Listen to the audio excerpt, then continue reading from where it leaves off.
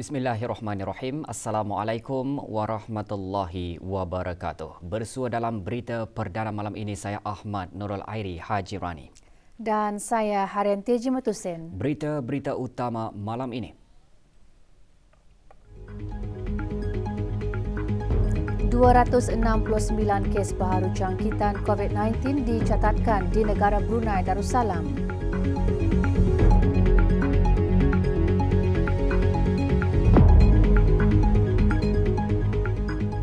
Langkah-langkah pencegahan dan pengawalan jangkitan respiratori perlu terus diamalkan berikutan peningkatan sedikit trend kes influenza-like illness.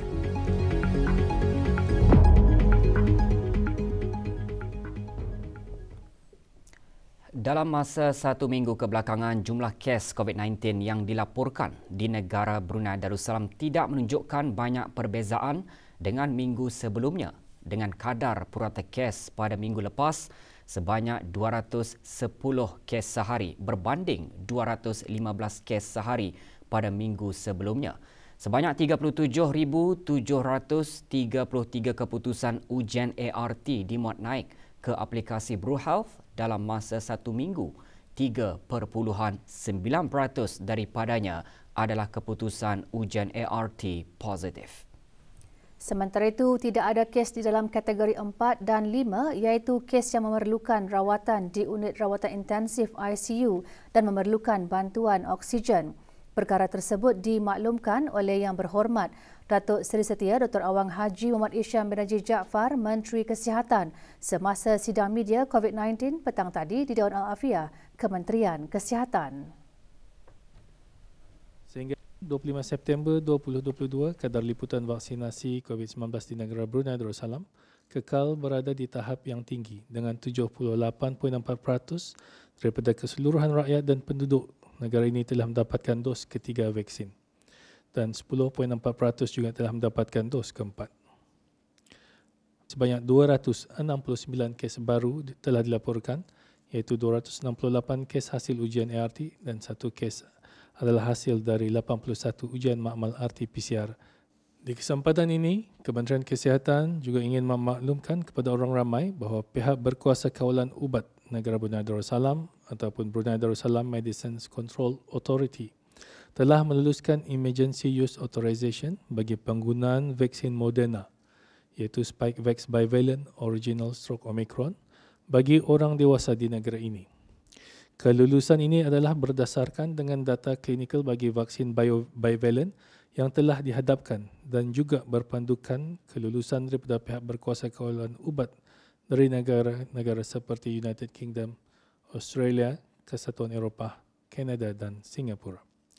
Moderna Spikevax Bivalent Original Stroke Omicron ialah vaksin bivalent next generation yang juga mengandungi unsur-unsur yang menyasarkan varian Omicron selain varian asal. Vaksin ini dijangka akan tiba ke negara ini pada penghujung tahun ini. Sementara itu, memandangkan terdapat sedikit peningkatan pada trend kes influenza-like illness di negara ini sejak 2 minggu yang lalu, orang ramai adalah diingatkan untuk terus mengamalkan langkah-langkah pencegahan dan pengawalan bagi jangkitan respiratory, khususnya bagi sesiapa yang menunjukkan tanda-tanda jangkitan.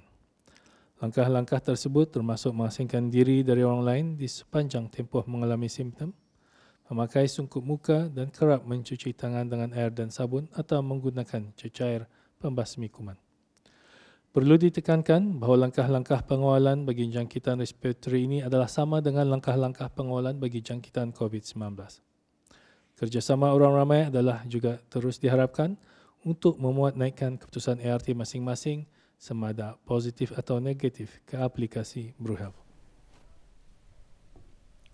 Berikutan dengan kejayaan cabaran 1 bilion langkah bersama pada bulan Ogos yang lalu, Menteri Kesihatan juga mengongsikan bahawa Kementerian Kesihatan ingin memaklumkan mengenai cabaran seterusnya di bawah inisiatif kempen Beyond on the Move, iaitu cabaran 20 bilion langkah bersama akan bermula dari hari Sabtu 1 Oktober 2022.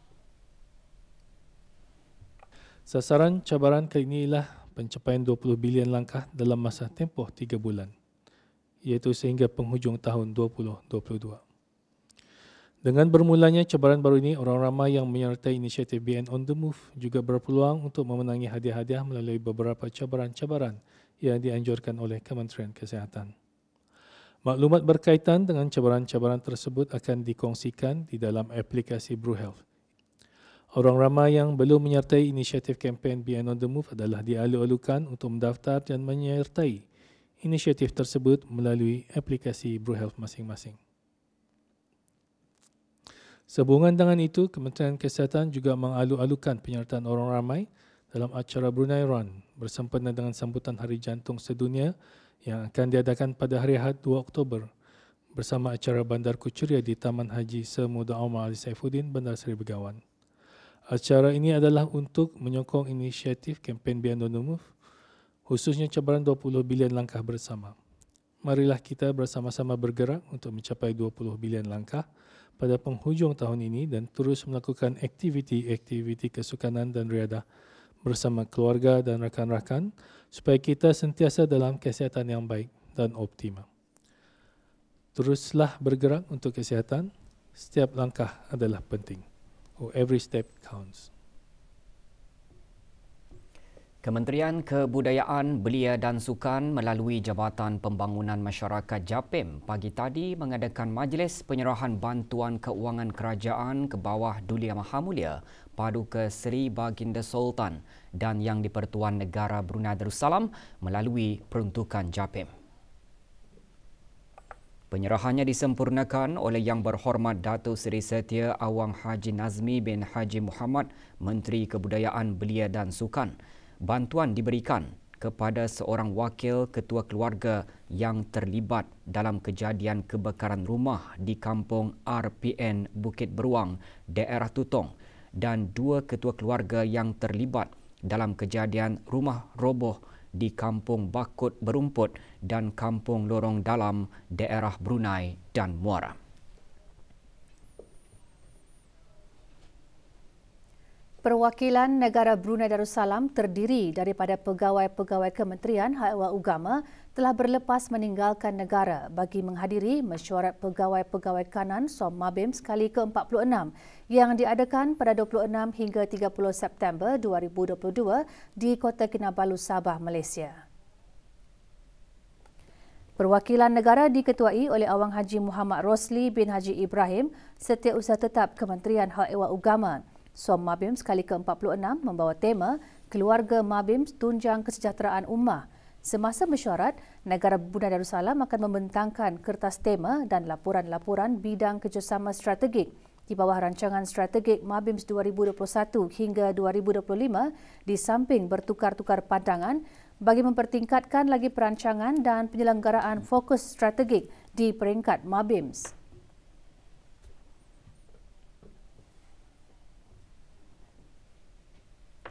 Kerjasama dalam pengawalan produk terapeutik melalui pertukaran maklumat dan kepakaran akan meningkatkan keupayaan negara Brunei Darussalam dan Australia dalam memastikan kesihatan dan keselamatan penduduk di rantau masing-masing adalah terjaga.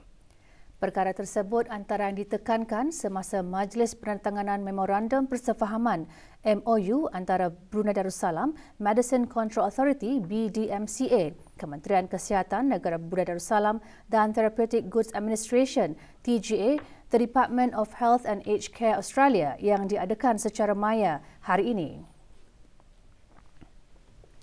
Awang Haji Maswadi bin Haji Mohsin, Setiausaha Tetap Kementerian Kesihatan juga menyuarakan melalui MOU tersebut, kedua-dua negara akan dapat bekerjasama ke arah pertukaran maklumat dan kepakaran yang bermanfaat, khususnya dalam merangka peraturan ke arah pengawalan produk terapeutik. MOU menumpukan usaha kerjasama kepada produk terapeutik iaitu menggalakkan perkembangan aktiviti kerjasama yang berkaitan dengan peraturan produk terapeutik, memudah cara pertukaran maklumat mengenai rangka kerja peraturan produk terapeutik sebelum dan selepas pasaran dan sistem ujian untuk pemantauan. Penandatanganan MOU juga sebahagian daripada inisiatif Kementerian Kesihatan dalam mendukung kepelbagaian dan kualiti perkhidmatan perubatan bagi rakyat dan penduduk negara Brunei Darussalam.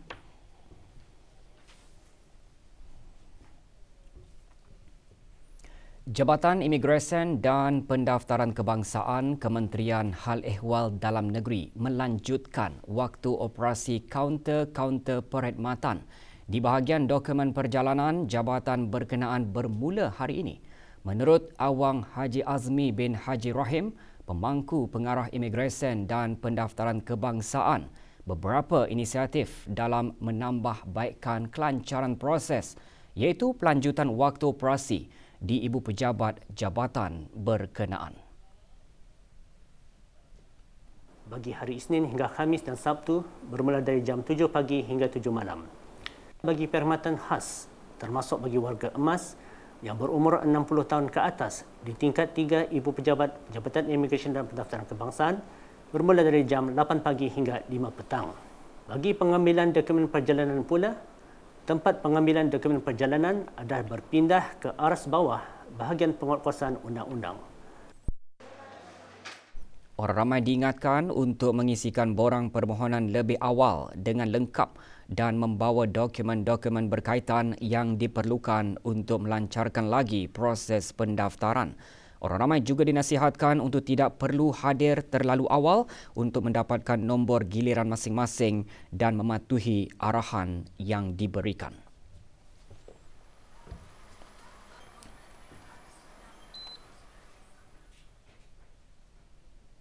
Beberapa usaha dapat dilakukan dalam menangani demensia seperti meningkatkan aktiviti-aktiviti fizikal seharian. Perincian lanjut mengenainya menyusul seketika nanti.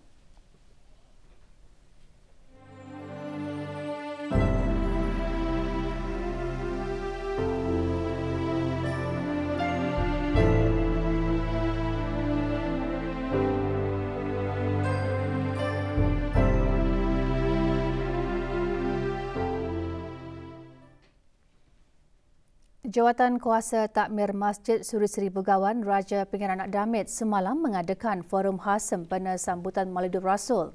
Forum diadakan di masjid berkenaan di Kampung Manggis, Madang.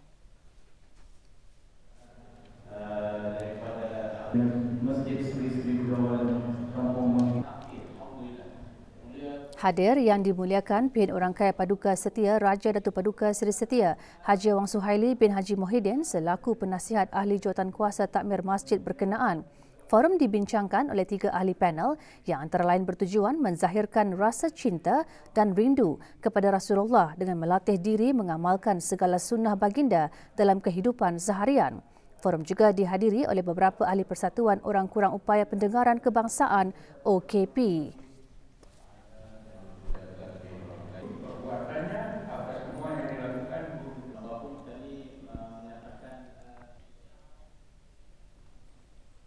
Kursus Asas Haji bagi tahun 1444 Hijrah bersamaan 2022 Masihi akan diadakan bermula 2 Oktober sehingga 6 November 2022.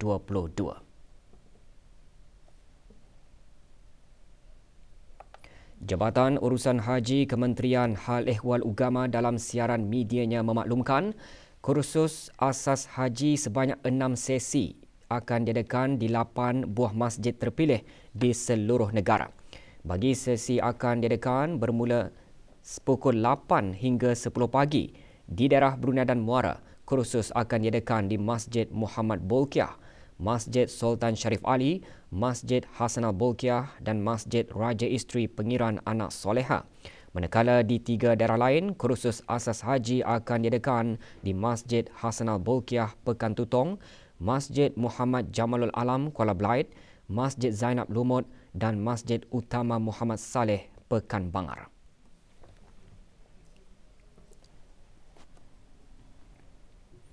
Dengan hanya mengikuti aktiviti menulis khat Jawi secara dalam talian, anjuran Pusat Pengajian Kesenian dan Kaligrafi Islam Yayasan Sultan Haji Hasan al-Bolkiah tahun lalu, siapa sangka tempoh yang pendek itu sudah cukup membuatkan seorang remaja meminati bidang berkenaan. Terus mengurat langkah perlahan-lahan, hobi secara suka-suka itu akhirnya menjadi sumber menjana pendapatan. Siti Nurmazia Jini seterusnya melaporkan.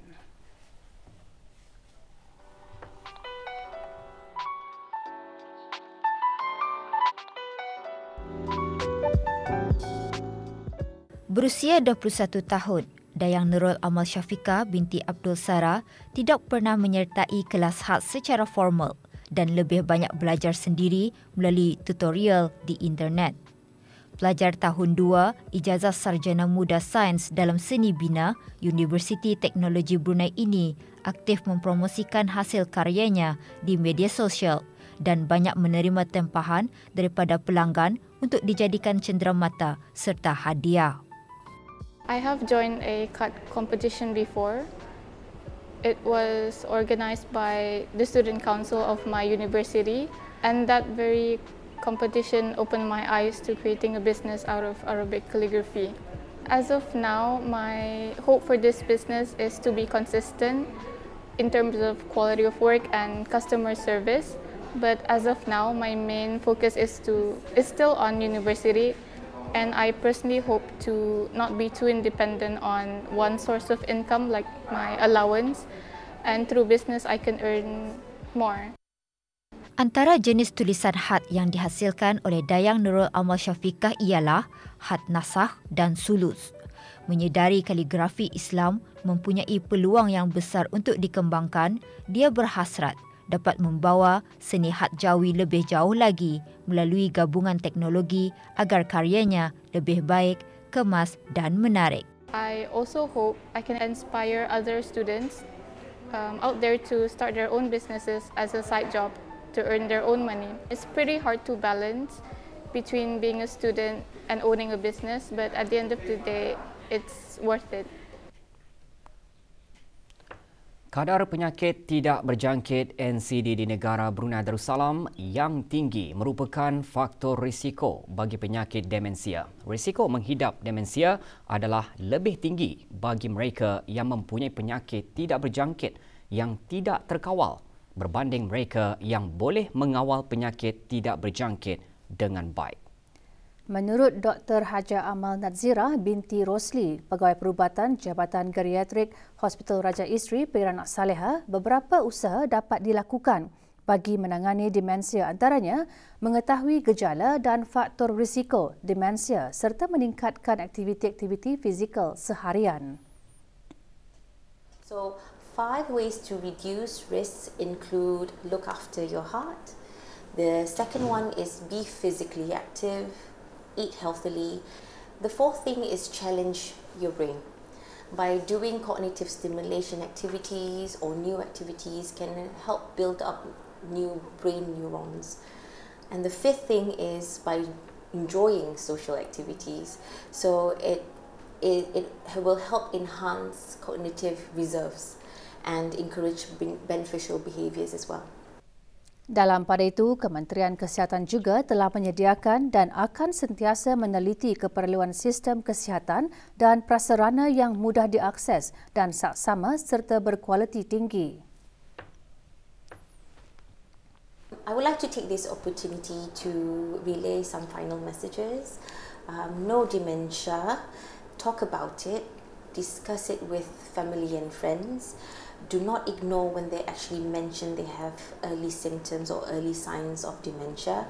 Early detection of dementia at an early stage makes a difference, as with the right therapies and reduction in risk factors can actually slow down the progression of dementia. Orang awam atau mana-mana syarikat diingatkan untuk sentiasa menjaga kebersihan dan mengamalkan sifat bertanggungjawab terhadap kebersihan alam sekitar. Peringatan itu dibuat oleh Jabatan Alam Sekitar, Taman dan Rekreasi Jastri berikutan seorang individu dikenakan kompaun kerana membuang sampah di tempat awam.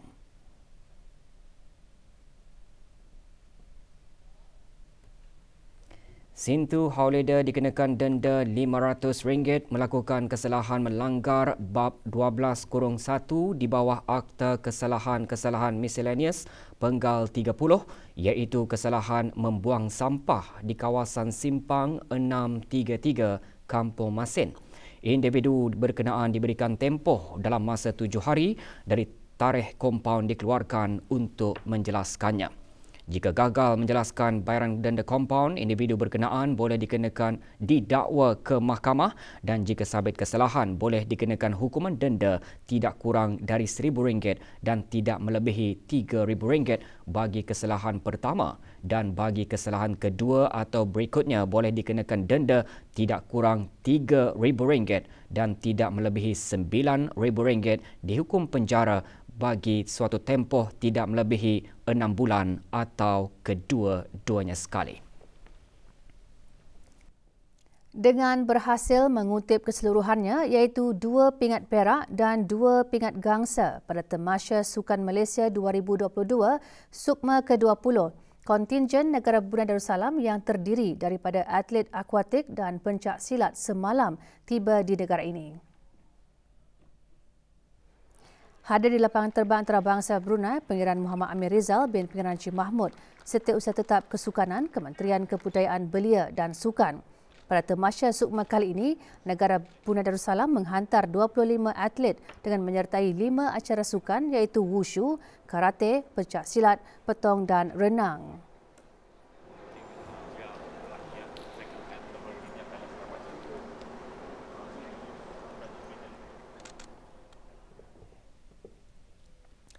Piala FA Brunei 2022, Indra SC dan Jerudong FC melengkapkan aksi perlawanan peringkat kumpulan F dengan menyaksikan kedua pasukan berjaya menempah tempat kepusingan 16 terakhir.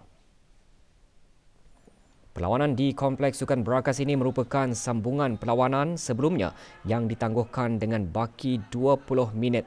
Indra yang telah mendahului 3-0 pada perlawanan sebelumnya menamatkan perlawanan dengan mengekalkan keputusan tersebut hingga ke whistle penamat untuk menang ke atas Jerudong. Dengan kemenangan ini, Indra menghuni tangga teratas kumpulan F sementara Jerudong menduduki tempat kedua. Pada aksi pusingan 16, Indra SC bakal berdepan IKLS MB5FC. Manakala Jerudong FC pula akan menentang DPMMFC.